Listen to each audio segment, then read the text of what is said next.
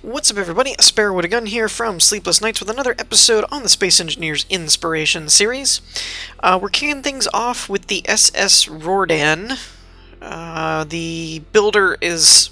not sure if that's actually the builder's user or just the fake company or whatever, the Astra Industries. So I'm not entirely positive on the builder name. The first thing, though, I'm getting some fairly decent frame rate problems for such a small build here, but it's because there's a big facility and a bunch of other stuff. So, what I'm going to do is show off the facility a little bit first, and then... here's the problem. Okay, so it's split up into sections. So, once we look through all this stuff, then I'm going to cut the facility out, and we'll look at the main ship just in detail. So this is the interiors of the ship. I believe this is a top-down. Like they cut the roof off, I think. Which is a really cool idea. I like how this is set up, that you've got like kind of these diagram things. So we've got the back room here. I'm assuming it's for engine and cargo, looks like. There's some cargo containers there with some reactors. This also carries two fighters, and this is the hangar area where these two connectors are, where they are housed when not detached. And we'll go over some of this more specifically when we look at the whole ship, because there's some instructional info panels and stuff there as well. Alright, so we've got some oxygen generators and tanks combined with some connectors and conveyors, it looks like, and a couple reactors. Got a few control rooms. This looks like a med bay area, and this is like the timer block room. Apparently the system, or the build, has a lot of timer block functionality, so this looks like the timer block room. With some cargo stuff. Looks the same on this side. We've got co-pilot seats for turret controls, stuff like that. We've got the big guns up here. It looks like big guns. I might be getting some of this wrong, I'm not sure. And then the main bridge. Now, it's also important to note that the description says this was designed for a multi-person crew. So if you're flying solo or with just like two people, it's not all that functional in terms of you can use it, but it's not real efficient. When you get like 4 or more people, then you can actually take control of all the turrets at one time, and so on and so forth. So keep that in mind if you're going to play it in survival or something. So this looks like all the thruster and conveyor layouts. And the oxygen layouts. So there's a couple different oxygen generators I'm seeing, and tanks, which is good. What are these? Oh, add-ons. Maybe. It's either an add-on or an oxygen generator, I'm not sure. Mostly comprised... Bleh, I can't talk today. Mostly comprised of large thrusters, was what the description said. Looks like there may be a few, but that might be a large mod. Lots of gyroscopes, reactors. There's also batteries mixed in here. I'm not seeing them offhand, but I could have just missed them. And weapons. There's also a lot of turret systems and such in play. So it was said in the description it wasn't designed to be like an all-in-one as far as you could fire all the weapons from one ship. You had to actually use multi-seats to control the different turrets, and so on and so forth. Pistons platform. What does this do? I'm wondering if it like raises it up or something, or lowers it as it happens. So can we bring that back up, or is it one-way switches? One-way switches. Got it. So this is what the actual ship looks like. So I'm going to take a second, get in, disconnect it so it's not locked to the grid of this system, or of the station at all. And then I'm going to try and clear out this station just so that we can optimize our frame rate a little bit, and then I'll be back momentarily. Okay, so we're back in here. It didn't really solve all of my frame rate problems I was hoping it would, but it did clear it up a little bit. So to give you a little peek at the exterior, here's our two little fighter guys, which are pretty cool actually. They're held by merge blocks to help with moving around and stuff like that. So they're not quite as wobbly, and it's all considered part of the same grid, which is a cool idea. I do like that. I'm not sure exactly what everything does do. I did read the description, but there were some things like what each of these little sensors are for and stuff like that I don't truly know. Overall, I really like the design, though. The design's pretty cool. These are all different cannons and weapons that are controlled by various different seats in the ship, which is interesting. I did have to fly it away from the base so I could delete the base, and in doing so I noticed a couple of weird things with the flight mechanics. So you may... I don't know exactly if I'm just doing something wrong or if you may need more than one person to properly fly the ship. So this part's pretty cool too. It shows you that there's no air in the ship at the moment, in the entry airlock area. So there's a ramp only, an exit, and an enter system. So when you hit enter, which is what we want to do... Airlock activated. Commencing pressure equalization process. You get that. Please wait. Airlock pressurizing. Oh, there's the vent. I was wondering where the vent was. Okay, air vent. Oh, and the door opens too. Air vent DX ramp room. Air vent, max required input, room pressure. So that's pretty cool. Ramp area pressurized drone bay door lock system. Okay. So because this is outside, this has to seal this and everything too, which is pretty cool. So it gives you two different screens. The red one's up here and the green one's down here to let you know which rooms are pressurized, which is pretty cool. It's all very well labeled. I like that. We have the access ramp, ramp area depressurized, door to ramp area locked. Okay, I don't quite get why both of these are reading red and green. That's a little weird. Oof, lots of info here. Let's get in this seat so you can read it a little better. So here's all our cargo, armament, and ammo type details, which is really cool. This looks like also the oxygen and battery control, or like generator and stuff type of thing, which is cool. Generator batteries. Air vent details. Wait, where's the air vent? Oh, there it is. Okay, so this is the power readout and oxygen readout. And this says ammo, but then these I think are just for show. So that's pretty cool. I like how that's laid out. All the air vents have details. What is this one for? Ship systems online and offline. That's the one that's a little confusing. I don't know if it's a bug or not. Looks like the same deal over here with the same readouts, other than the controls are a little different. It's a little bit... I like the design. Oh, I didn't realize that. It kind of has a little arrow to where the main control is. That's the weird part to this. This is not the main seat. This is like your main weapon control and camera controller, but not the main flight seat. That's why there's actually this handy-dandy little black arrow that I completely missed. So when you get in here for the first time, you have all your timers, which you can see read out here: ship systems, thrusters, batteries, all that stuff.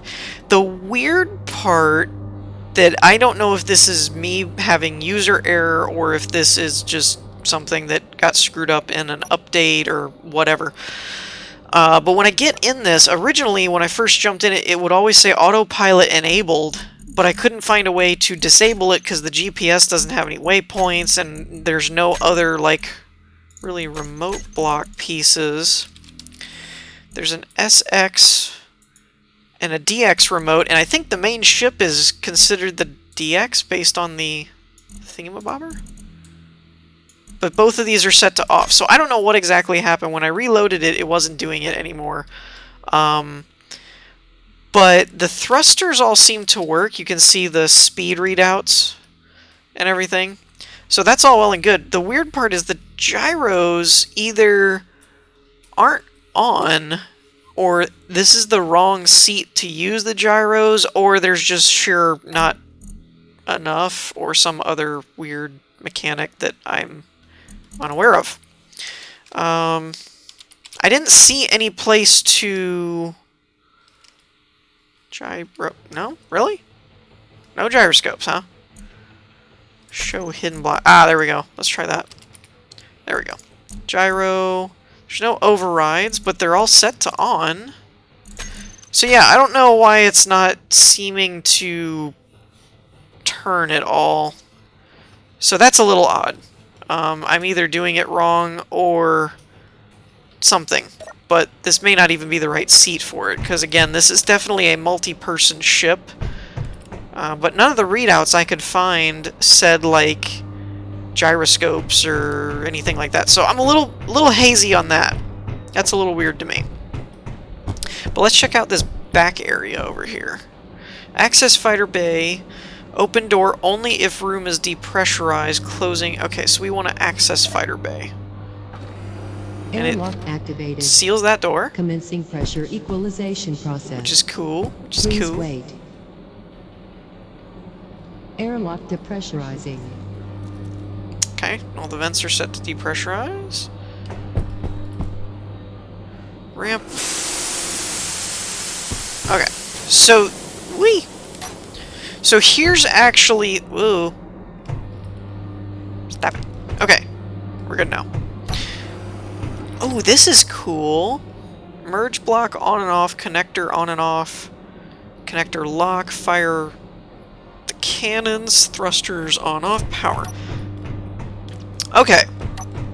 And then this, enter cargo hold, fighter bay lights on and off. So let's enter the cargo hold. Sensors are set up to close the door. And I'm guessing this is thruster status. Okay, so this is another power regulation and thruster system type thing. I don't know if that's specifically for the fighters, or if that's just for the whole ship in general. So let's just grab one of these. So we want... this is not the main cockpit? Oh, it's because I'm merged with the ship. Got it. Power on. This says... Okay, so this is unlocked. We'll turn the connectors off so we don't get the... It's unlocked, right? Yeah, I want to turn that off so that I don't get any of the wobble from the main, from when we disconnect, and then merge block off. What's happening? Why am I wedged up against the wall? I don't know. That's weird. Alright, thrusters on.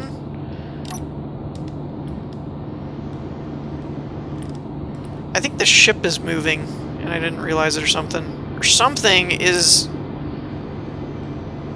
Why am I going so slow? Do I have the parking brake on? Nope, that's not it. That was a bad idea. I thought maybe I was on battery power or something.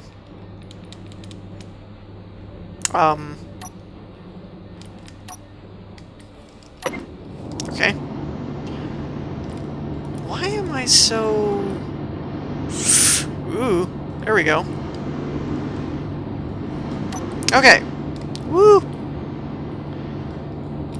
I don't exactly know why the thrusters were so sluggish inside, unless it was set for something because of sensors or something like that. But actually, these are kind of really functional little fighters.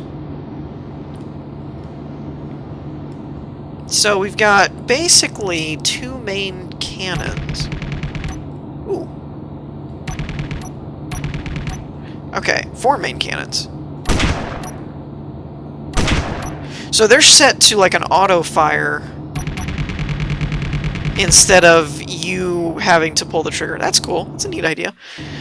Alright, so we spent a pretty decent time pretty decent amount of time on this one, but there was a little bit of intricate pieces to show and things like that, so just keep in mind it was heavily designed for a multi-crew. So if you do decide to use it in survival, keep that in mind. But overall, I thought the design and stuff was really cool, and I liked the overall feel of the ship, so I wanted to show it. Alright, on to the next one. Alright, so this is the Tempest Heavy Cruiser, which is really cool looking. It actually is running surprisingly well, though I do think it looked bigger on the workshop than when I actually loaded in. I didn't realize it was on a small ship grid, so that might have something to do with it.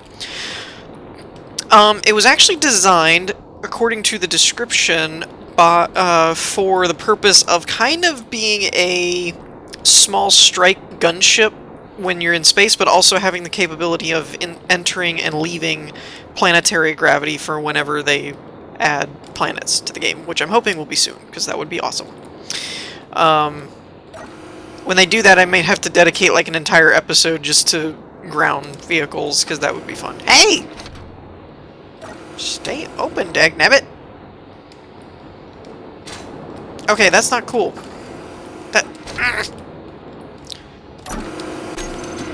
Okay, I don't understand this. It keeps blowing me away, but then by the time I go to get in it, it's auto-closing. Why does it keep doing that? Alright. Off. No.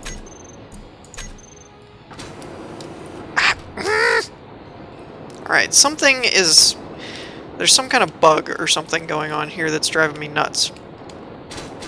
And I know a lot of people talk about my derpiness, which is admittedly there. I have no shame in admitting that. But there's definitely glitchy stuff going on when you get blown away from a ship and then the door closes before you can get inside.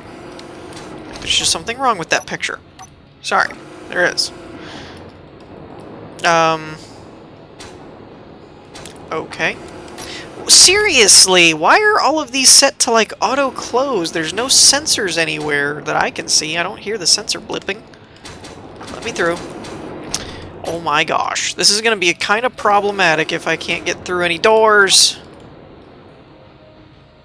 Thank you. I don't know why there must be a script running that keeps closing the doors, but it's not... It must not be figuring out that it's not supposed to. Or taking account into the pressure system or something, I don't know. That's just the light switch. I do like the design, though. The color palette and the interior and stuff looked really cool on the workshop screenshot, so I wanted to look through this one because I thought it looked cool. I just wish I could get through! Hate having to fight all these doors. That's the only thing. Alright, what do we got here? Let me in. Let me in. Thank you. Okay. So, we've got a location indicator in the center, we've got what looks like a ammo and cargo summary on the left, air vent and overall oxygen on the right, and reactor and power and jump drive on the upper screen, which is cool. I'm assuming this is all going to be the same on this side. Yeah, looks like it. And there's your jump drives, which is cool. I was honestly expecting a bit more of an interior. Like, what's here looks really cool, don't get me wrong. But I'm a little surprised that there are no, like, crew quarters, storage, anything like that. I thought it was a little bit bigger of a ship than I originally anticipated. I shouldn't say... What I should have said was, it's not as big of a ship as I originally anticipated, not the other way around. Yes, yes, yes.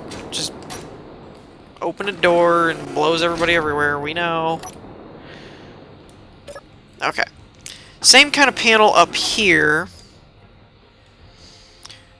So let's check out the flight and control systems. I just realized... No, I guess not. It looked like for a second there was a turret pointed down, but I guess that's not accurate. Okay, so we just have the one panel. We've got cameras. This is the front camera. And this is the front camera 2. I thought there was one on the rear. That must be what front camera 2 is. I don't know. Maybe not. Maybe there's a... Oh. There's a camera there too. Oh, front 1 and 2. There we go. So the other cameras are probably run by those other seats, is probably what it is. We've got... What are these? Ooh, now that's cool. That's pretty sweet. It, like, oscillates between all of them. That's cool. And now this is the 122 millimeter. Oof. Like them. Okay. For movement, I like it because it is supposed to be a gunship, not like a small fighter. So it doesn't have to be like wicked maneuverable or anything because it's more of a middle ground. You know, it's like the difference between one of the smaller helicopters and like a Hind. They're just bigger gunships. So that's pretty cool. I like that. That would make for a really good attack vessel or something. It wasn't... I was kind of under the impression, I hadn't read it really before I was looking into it. I was kind of thinking it was a bit more of an all-in-one, like you could go out on missions, but this looks like a bit more of a leave a base or a mothership kind of thing, and be a gunship, but then you'd come back to another location for storing stuff and crew quarters and stuff like that. So, but it was designed heavily around once planets actually get implemented. So there's, in the description, there was specific weights and things that it could break atmosphere at these weights and things like that. So it was kind of designed as leave a base, go do an attack run, come back, land on the base kind of thing, stuff like that. Alright, so on that note, let's move on to our last one.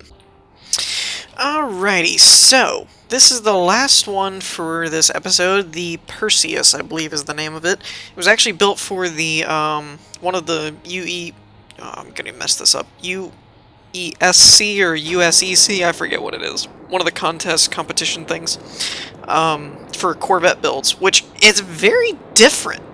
Like, just style, whether it's an effective ship or not, I have no idea, but I love the look and the art style to it. It looks awesome. I definitely like this little fang thing they've got going on here too. Again, I'm not entirely sure what it's supposed to be based off of or whatever. I don't know if the Perseus is some ancient Egyptian bug thing, something like the... What's that? Like the scarab is the other one that's like that, where some people don't always realize it's like an Egyptian beetle thingy. Anyways, neither here nor there. Point is, this looks awesome. I love some of these design choices that I would never have thought of myself. Even something like this, like just the way this has a little curved, I don't know, beam type thing sticking out of the side, but then it has a hooked little platform to hold the guns on. Really cool idea. Color scheme, again, not something I would have picked, but I actually really like it. Boarding ramp. Oh, okay, so it does have a seal. I wasn't sure if it did. This, I didn't even know was there, actually. So here's... That looks like a small refinery? Or assembler. Small assembler. And a med bay and some other conveyor tubes and things of that nature. Ooh. Jeez. So that's interesting because it's actually like a disconnected section of the ship almost. I can't get through there for some reason. Yeah, it's almost like a disconnected part of the ship, which is kind of odd, but interesting that you could have like an emergency med bay access. Again, this one is not very big, but it's really, really cool. Boarding ramp, let's seal that up. Entry left, so we'll open this door. I don't know... Oh, I didn't see this part before. But like this stuff, this is so cool. It's got these little black dots on the wall. You've got black armor panels on the gray. Like the interior was just so neat. So this all comes out to this part. Love that glass door mod, by the way. We've got panels everywhere. This looks like some kind of troop transport. And I don't know... Wait a minute. Hold on a second. I gotta grab me a grinder so that I can compare some of these things. It is blast door stuff. Oh my. I would have never thought to do that. So they're using blast door angles to create, like, seating sections almost, and then you can put arrows or pretty much anything because they have a light here on the blast door. Oh wow, that's a really, really cool interior design idea, I have to admit. I would not be surprised if that kind of became a new thing. So we got lockers here. Great, well, let's just be honest, phenomenal use of these blocks, these angled blocks, because it gives ridges everywhere, but yet you can still build stuff's not getting in the way of everything. This room right here is freaking awesome. I love this, because you've got this decorative design all over the floor, the jump drive in the center of the floor. This is just a really, really cool... Oh, they even have Cerberus. That fits perfectly. That's awesome. Overall, love this. What did they do here? Blast door block, and then edge, and then angle. That is probably one of the best uses I have ever seen of these blast door blocks ever. To make cutouts for your seating. That is so cool. Wait a minute, what is that? Open cockpit. Is that a rotor under there? Or is that just the way the azimuth open cockpits are? That's the only part I'm a little iffy on. I don't know if that's that floor part, that base. I don't know if that's a rotor or something, or if that's part of the cockpit. But check this out! Actually, it almost looks like the majority of the entire ship has been built out of blast doors. Which is not a bad idea. But really, really neat ideas for designing an interior of a ship. And I love the blast door framing. That's just so cool. So yeah, that's what really caught my eye about this one. I don't know as far as functionality if it's actually something you'd want to use in survival or something, or not. Ooh, moves really good. The movement is really good and smooth. That's pretty cool. Ooh. It looks neat from the inside, too. So yeah, that's probably... I was probably most excited about this one when I was looking at the build. I'm surprised the weapons aren't actually set up already. It's a little bit surprising to me.